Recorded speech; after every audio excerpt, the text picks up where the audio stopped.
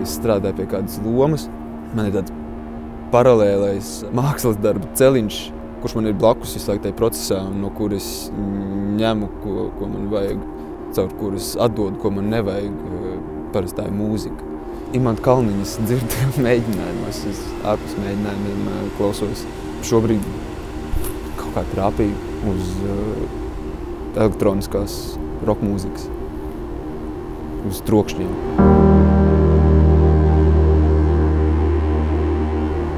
Šeit vienkārši ir klusi un skaisti. Es agrāk dzīvoju pāri Dzeguškalns senāk.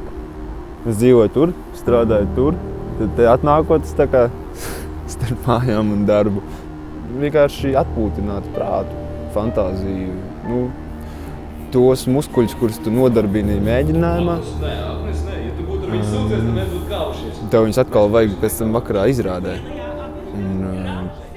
Viņus arī vajag atpūtināt. Bija laiks, kad es mācīju, tagad mācās mani.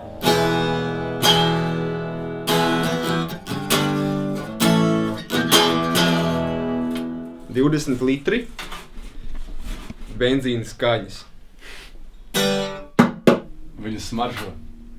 Vēl joprojām. Ģitāra benzīna kanna man uztaisīja jārts. Viņa nevienmēr skan labi. Un tas ir labi, ka viņa nevienmēr skan labi. Alfijas ir tas variants, kur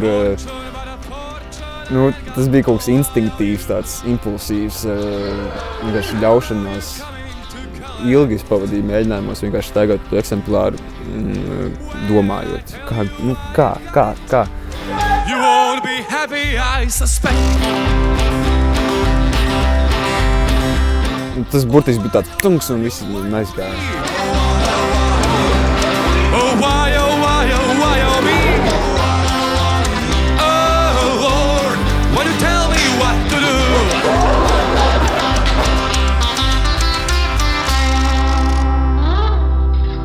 Tā ir fantastiska sajūta, ja tev sanāk.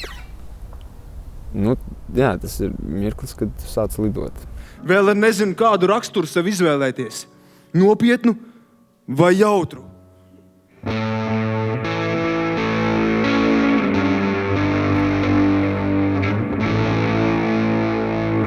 Rāņa sapņi bija...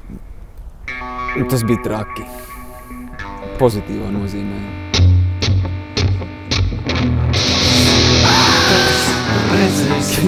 Kirils ir... katru dienu es gāju uz mēģinājumu un visu laiku gāju, kas vēl var notikt, un vienmēr kaut kas vēl notiek. 5 gadi gāja. Tu neproti aplikt šāvis. Viņu nakti.